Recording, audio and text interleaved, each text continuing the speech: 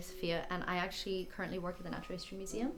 For my undergraduate, I did culture, criticism, and curation, which is kind of like museum curation and stuff like that, and that was at an arts institution. So I wanted to go into the environmental sciences, so that was like a big pivot in my life in between my undergraduate and then I went in to do my master's on a course that was like biodiversity and evolution. Now I get to work at the Natural History Museum, and we have the biggest collection of insects, I think, in the whole world, maybe even. This is my personal insect collection. So these are all dead and pinned and prepared. Most of these haven't been identified yet because I just haven't had the time to do it. I do get a bit of a kick out of like saying that I do medieval fighting because people always think it's super like unique and niche to do that. Because I work in research, a lot of my job is sitting at a desk looking at a computer. Like, I'm not out in the field that often. I would say on a day-to-day, there's not much of a link between the two. I mean, there's like maybe something about the fact that I do environmental sciences and I like working with nature. And then maybe something about like the old-fashionedness of the medieval tournaments that we go to, and they're all like usually in fields. The way they complement each other is I'm doing like the work in the day, and I'm using a lot of mental brain strength, and then I'm doing the medieval fighting, and as much as there is like a mental aspect to it, you have to constantly think about what you're doing and how you're responding to the situation. It's like really physical, and so I like the fact that I can like spend a lot of my weekend doing like a really intense physical activity and then spend the rest of my week sitting at a desk basically. Yeah.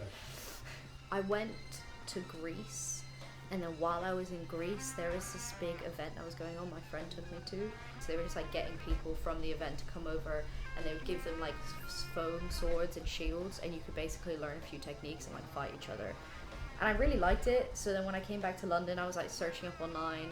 I found medieval fighting. I liked the brutality of it, so I joined the sport. Okay, so Sophia is a firecracker. She's small, but she's tough. She's got a skill set that is so important to this sport. We all got along really well, and it had more women in the group than I have experienced previously at like a martial arts club. I was the only woman when I did kickboxing before in my mixed class, but when I joined this group and there was like an actual established female team and everyone was quite welcoming, I decided I was just going to stick to it and see what happens. It can be more physically taxing than if you were to do another combat sport, because you are fighting while you're also wearing 20 kilograms of metal on your body. Because someone can hit you with a weapon and you don't feel it.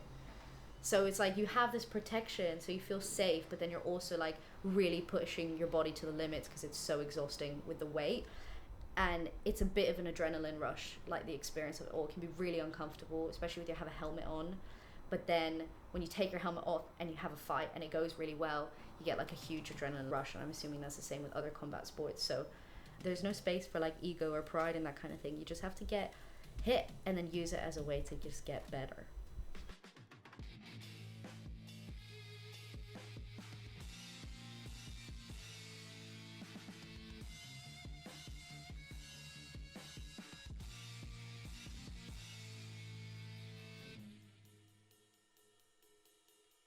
So soft kit is different to armored training, so we try to integrate both soft kit and armored like when we can.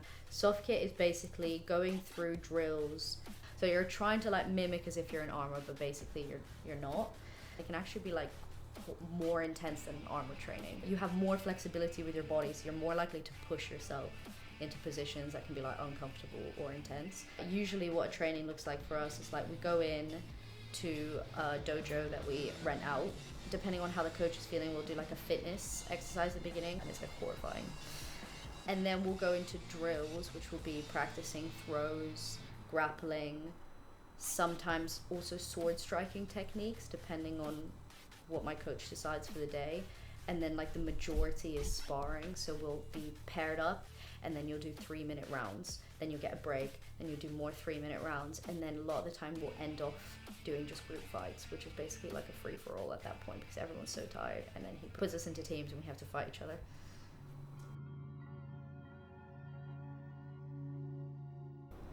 I do think like doing a combat sport helps me mentally. I think it has made me feel a little bit more in control of my life and my mental health. Some people just like fighting. And then being able to do that in a controlled environment just feels good. I feel like I'm really just like embodying my aggression in like one moment, and then being able to exert it in a controlled way.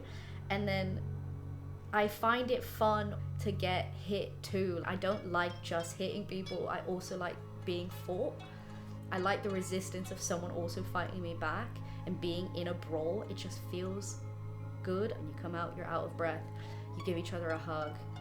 You like have a lovely conversation, drink some water, and then you go again. And there's just something about that that's just really enjoyable.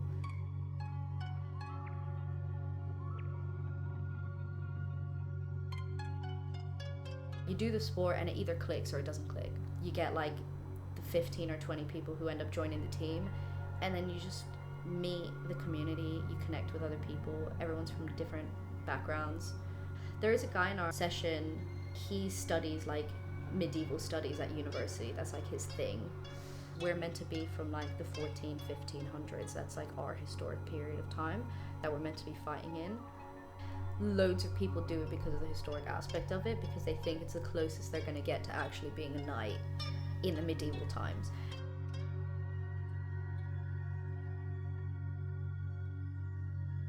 Who doesn't want to see knights fight?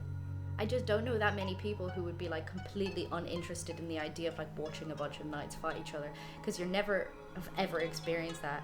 You know, that's like generations and generations back. So it would be something that's completely new and almost fresh in a way. Young people have gravitated towards older things, even things that they've never experienced before, because they kind of romanticize it. It reminds them of something that they never experienced. I don't know if that's like always been the case or if that's like really popular now, but I know it's really popular now.